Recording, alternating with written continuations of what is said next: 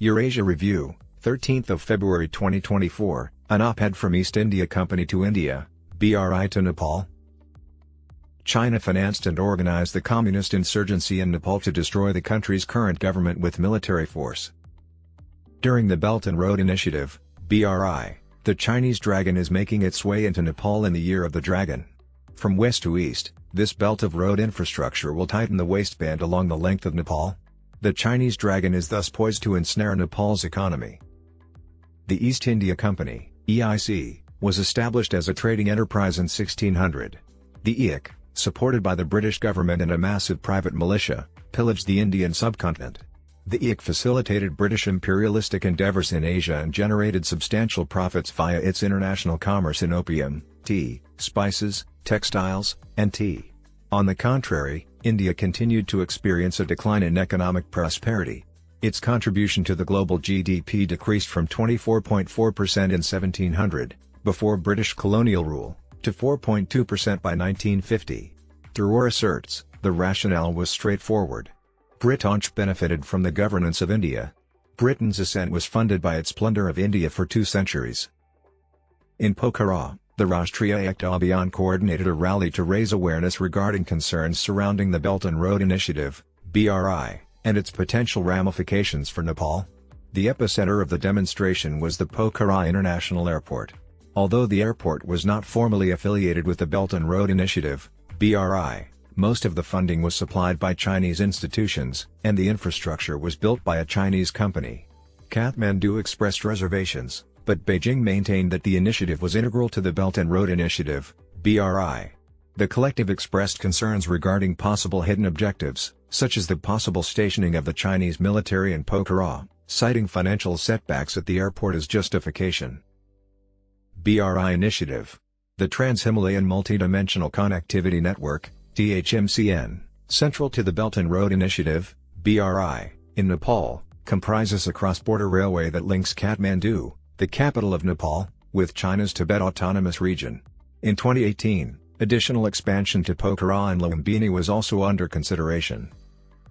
Dhamak Clean Industrial Park, likewise referred to as the China-Nepal Friendship Industrial Park, is situated in Japa.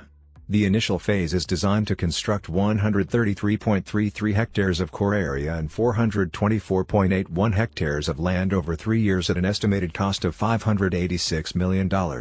In the initial phase, 192 small, medium, and large factories are anticipated to be constructed within the industrial park. Postponements originating from Nepal.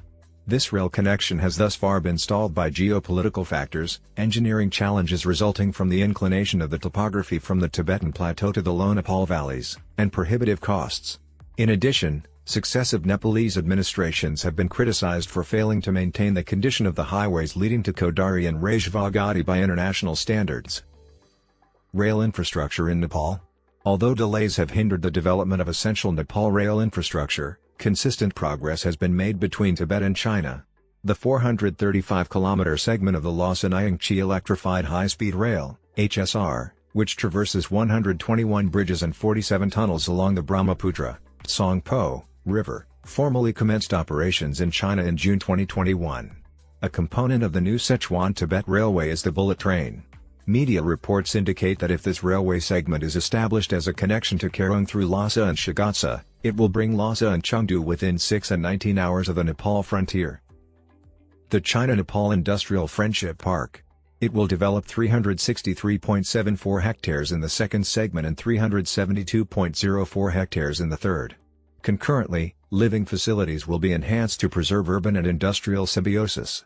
In the fourth and ultimate stage, 436.21 hectares of land will be allocated to develop science, education, research and development, commercial real estate, industrial structure improvement, and establishing auxiliary facilities. By 2030, the industrial park is anticipated to generate a scaled-up output value of $5 billion, provide housing for 100,000 permanent residents, and employ 60,000 individuals. The BRI in Nepal continues to be an almost non-starter. Regarding the BRI, Nepal and China endorsed a Memorandum of Understanding in 2017. Since its inception nearly 7 years ago, The initiative has failed to implement a single project due to the reluctance of successive Nepalese administrations to obtain loans from Beijing, in contrast to Sri Lanka, Pakistan, and certain African countries. Kathmandu has exhibited a greater inclination towards accepting grants than the high-interest loans extended by China. However, concerns have been raised regarding China's debt trap economic diplomacy. China's BRI debt ensnares economic diplomacy. A report published by OpEd Data on March 27, 2023, indicates that China executed 128 rescue loan operations totaling $240 billion across 22 debtor countries by the conclusion of 2021. Numerous rollovers, in which the same short-term loans are repeatedly extended to refinance maturing obligations, are a component of these operations. Many developing countries are ensnared in debt traps created by the IMF's numerous lending programs and the BRI, both of which have trapped nations in enormous debts.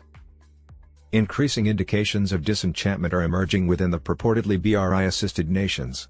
Significant implementation challenges have beset many infrastructure projects under the Belt and Road Initiative, including corruption scandals, labor violations, environmental hazards, and public demonstrations. Cancellations and suspensions of projects are increasing. By extending loans or projects with unmanageable repayment terms for nations, BRI debt trap diplomacy ultimately coerces them to make economic or political concessions. China has established itself as an economic powerhouse capable of providing substantial capital loans to nations with high interest rates via the Belt and Road Initiative, BRI. It appears that China deliberately designed its interest rates and lending programs to ensnare the borrowing nation in an endless cycle of debt. Then, if a government fails to repay the loans, China assumes control of its economy, thereby increasing dependence. Wishing and hope that our amicable neighbor Nepal has learned from the economic diplomacy missteps in Sri Lanka, Pakistan, and a few African countries how they fell into the Chinese Belt and Road Initiative, BRI, debt traps and will instead make decisions guided by the nation's long-term interests to avoid falling into the same traps.